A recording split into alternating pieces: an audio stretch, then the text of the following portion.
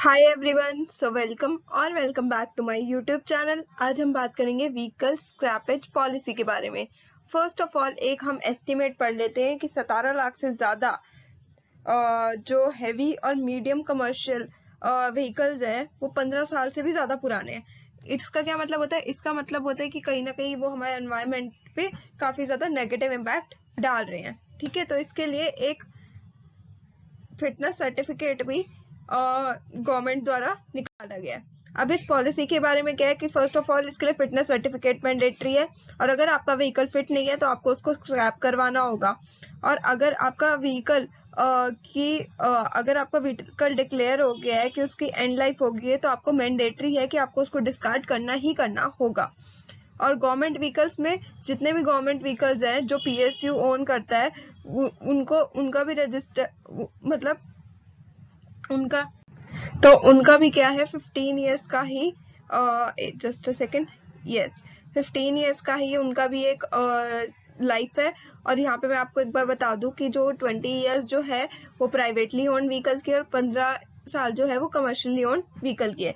इसके अलावा phase manner of implementation क्या है कि ये जो पॉलिसी है will kick in for government vehicles for April 1, 2022 and mandatory fitness testing for heavy commercial vehicles will start from 1st of April in 2023, and all the other categories of vehicle including personal vehicles it will start in the phase of June 1, 2024। यानी कि इस policy का implementation कैसे कैसे start होगा fitness certificates के according यहाँ पे वो डेट्स दे रखी है।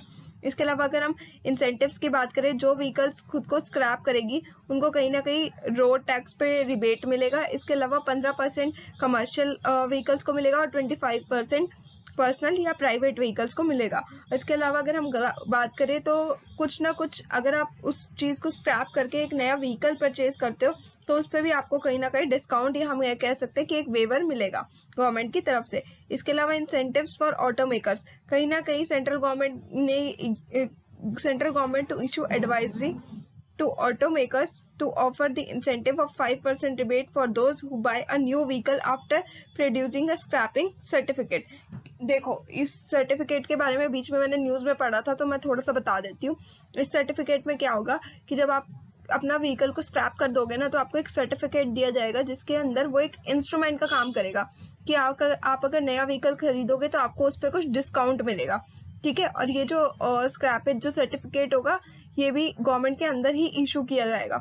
और अगर आप नहीं चाहते फर्दर अपनी लाइफ में कोई व्हीकल लेना और आप उस सर्टिफिकेट को आगे बेचना चाहते हो तो आप उसका एक डिस्काउंटेड प्राइस पे उसको बेच सकते हो। ठीक है, तो ये चीज़ यहाँ मेंशन नहीं है बट मैं बता देती हूँ।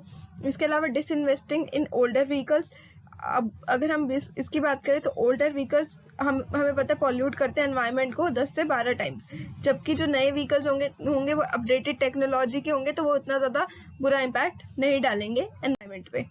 अब बेनिफिट ऑफ द पॉलिसीज क्या है? First of all automobile sector को बूस्ट मिलेगा। कैसे? जैसे ही लोग पुराने व्हीकल्स को स्क्रैप करेंगे और नए खरीदेंगे तो कहीं ना कहीं हम देखेंगे कि ऑटोमोबाइल इंडस्ट्री में एक रैपिड ग्रोथ देखने को मिलेगा। इसके अलावा गवर्नमेंट के रेवेन्यू इंक्रीज होंगे क्योंकि कहीं ना कहीं गवर्नमेंट कलेक्ट करती है जब नए व्हीकल्स सेल होते हैं। इसके अलावा हेल्प रिड्यूस पॉल्यूशन, ऑब्वियसली कि जब पुराने व्हीकल्स चले जाएंगे और नए अपडेटेड टेक्नोलॉजी के व्हीकल्स आएंगे तो कहीं ना कहीं जो एनवायरमेंट पॉल्यूशन होगा वो रिड्यूस होगा। इसके अलावा फ्यूल एफिशिएंसी को भी इंक्रीज करेंगे और जो स्पेयर पार्ट्स हैं उनके प्राइस जो होंगे वो फॉल होंगे जस्ट बिकॉज कि अब ऑटोमोबाइल इंडस्ट्री में एक बूस्ट देखने को मिलेगा तो कहीं ना कहीं रिसाइकलिंग ऑफ मेटल वगैरह कहीं ना कहीं उस पर ज़्यादा जोर पड़ेगा। और जो पुराने पार्ट्स, जैसे कुछ लोगों को क्या होता था कि स्कूटी का ये पार्ट खराब हो गया चलो इसको नया डाल दिया, बट जब हम देखेंगे कि 15 साल तक उसकी शेल्फ लाइफ है या उस व्हीकल की लाइफ है तो लोग भी क्या करेंगे, उस चीज़ को डायरेक्ट स्क्रैपेज में डाल देंगे। तो कहीं ना कहीं हम ये कहते हैं रिसाइकलिंग तो होगा पर जो स्पेयर पार्ट्स के जो प्राइसेस होंगे वो गिरेंगे। इसके अलावा पोस्ट कोविड रिकवरी भी देखने को मिलेगी हमें और क्रिएट रिसाइकलिंग इकोसिस्टम, जैसे कि मैंने आपको बता दिया। अब चैलेंजेस क्या है? Enforcement will be the key to them, scrapped once they are found unfit or the use to them from moving to smaller towns. कई बार क्या होता है कि जैसे हमें दिख रहा है कि व्हीकल हमारा खराब हो गया, हम क्या करते हैं उसको एक सेकंड हैंड मार्केट में बेच देते हैं, या कोई वो लोग खरीद लेते हैं जो नया व्हीकल अफोर्ड नहीं कर पाते। तो कहीं ना कहीं ये चीज हो सकता है कि अभी भी कंटिन्यू रहे ये प्रैक्टिस। इसके अलावा फेडरल चार्जेस क्या है कि हमें सारे स्टेट्स को इस चीज पे अपने साथ लेना होगा कि वो भी अपने अपने लेवल पे ऐसे ऐसे लॉज बनाए और उनको इम्प्लीमेंट करें।